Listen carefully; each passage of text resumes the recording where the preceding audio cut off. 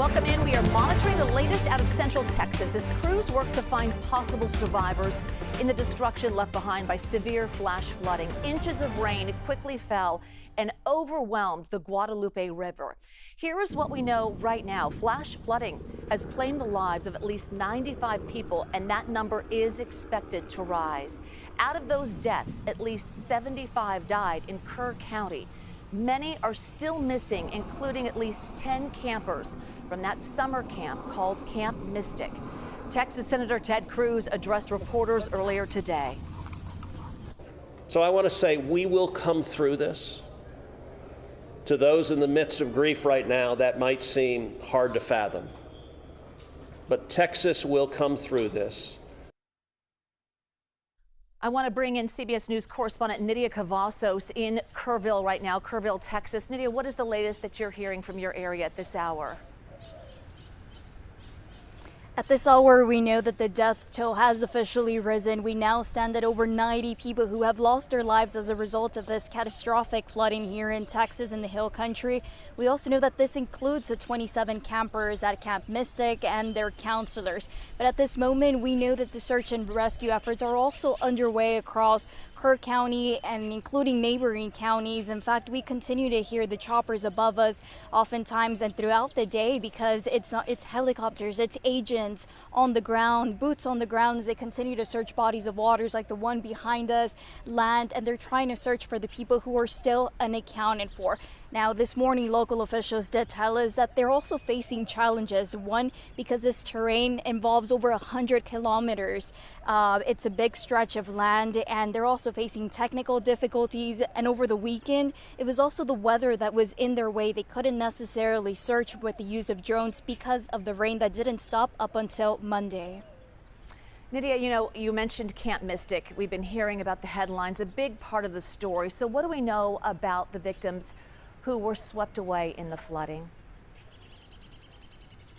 As of now, we know that Camp Mystic is now grieving the loss of 27 young girls, and this includes campers and counselors. And this is because this camp is part of a long-standing tradition here in the state of Texas. When summer comes along, we know that all the cabins that line up this Guadalupe River, these cabins are typically rented out, and there's numerous summer camps that are going on. And so these young girls were here to spend a fun summer, but as we know, this wasn't necessarily the outcome that anyone was expecting here. And we're also learning more and more details from these victims, and some of these victims are as young as 8 years old. Most of them were in elementary school, and they were coming from all parts of the state of Texas. And again, this hill country area in Texas ends up being almost as if we can consider it the heart of this state, and this is why it's such a place to be during the summertime. Yeah, Nidia, it's just heartbreaking. Thank you so much for your update. All right, CBS News correspondent Jason Allen is also in Texas following the search for those still missing. Jason.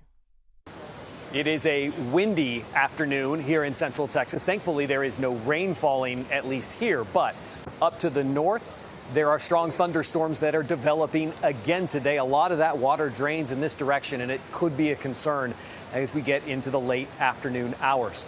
Officials this morning said that the primary search along the Guadalupe River back here behind me is ongoing. They have searched this entire 30-mile stretch, but now they are looking at it in much smaller sections. They have people spread out along the ground. They have drones that they are flying, and they are moving, they said, about a kilometer, maybe sometimes 2 kilometers at a time, pouring over these areas, hoping that they might still find survivors, although they acknowledge we are now more than 72 hours out from when this flood initially happened. One of the big questions as we see the death toll continue to rise and numbers of missing is just how many people are missing. Remember, this is a 4th of July weekend, an area with a lot of campgrounds, and authorities have set up an email address and a hotline for people to report in names of folks who may still be missing. When pinned down on that this morning and asked how many people are on that list, officials here didn't want to give an answer. When asked, is it dozens? Is it hundreds? They would only say that number is a lot. Back to you. So as we try to make sense of this tragedy, if there is even a way, there are new questions on whether people in the area had sufficient warning to prepare for the deadly conditions. Some Texas officials pointed to staff shortages at the National Weather Service, but the NWS is actually pushing back on that. Take a listen. We had an all-hands-on-deck situation where we had a full complement, full staff of meteorologists working in those shifts. Now, what was going on with those forecasters is that they were working on overdrive. They were doing their maximum effort to keep people safe, to inform people. Senior national weather correspondent Rob Marciano joining me now with a closer look at those alerts. And Rob, thanks for being here. You know, staffing aside, what were some of the other factors that might have impacted these alerts for that initial forecast? Such a tough place, Jules, to even get the word to those campers, to all those residents up that river valley. The forecast was ramped up to between 5 and 7 inches of rainfall. We ended up getting nearly 12 inches of rain. So this was an extraordinary event, becoming more and more difficult to forecast as meteorologists, and climate change certainly playing a role. You asked about staff cuts. It sounds like they went from their typical 2 overnight forecasters to a total of 5, so they ramped up staffing there. They also did the weather balloons, which they've cut back on some of those across the country, but the station nearest this flood, they did launch their 2 daily weather balloons, and they measure temperature, humidity, pressure, wind, all that stuff. And at the upper levels of the atmosphere on July 3rd in the morning, they measured near record-breaking moisture in the air. So that is a sign that heavy rainfall is definitely possible. So they ramped up the forecast, and they raised the flag for flash flood watches that afternoon as we went in through the overnight period. The warning coordination meteorologist, which is a vacant position at that office, that would be that person's job to reach out to the local authorities in the afternoon as that forecast was getting worse. Did one of those other meteorologists do that? We won't know until an investigation is done, but it was certainly a rainfall event that's a nightmare scenario, Jules. Oh, absolutely. Okay, so then can we talk about exactly how these alerts get sent out and how come maybe they weren't received by the folks who really needed them most? Well, so the watch went out in the afternoon, and then the rains came that night, and once the rains got bad enough and that river was rising quick enough, they put out the flash flood warnings at 1 a.m. And then the river soon after that got to flood stage, went above flood stage at 3 a.m. and then 4 a.m. a little bit farther downstream.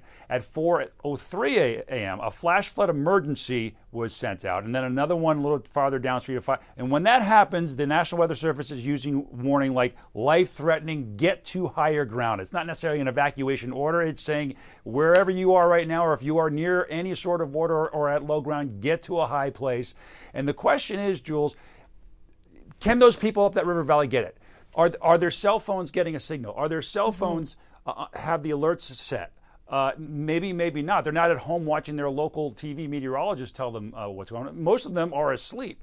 The best thing to have is a NOAA weather radio, an old school weather radio, and that valley, that area does have a signal that goes out that would alert that radio to take some action. But you're talking about a lot of people and a lot of decisions to make, and a lot of young people as well, and a terrain that is known to do this sort of thing. So a foot of rainfall in that amount of time in that area with that many people is certainly a horrific situation. Yeah, you bring up a good point, because we were actually trying to phone into somebody to get an interview with someone in that local area. We were having some cell phone service possibly issues, and you wonder if the alerts can actually go off to people in that area. So definitely a communication issue, correct?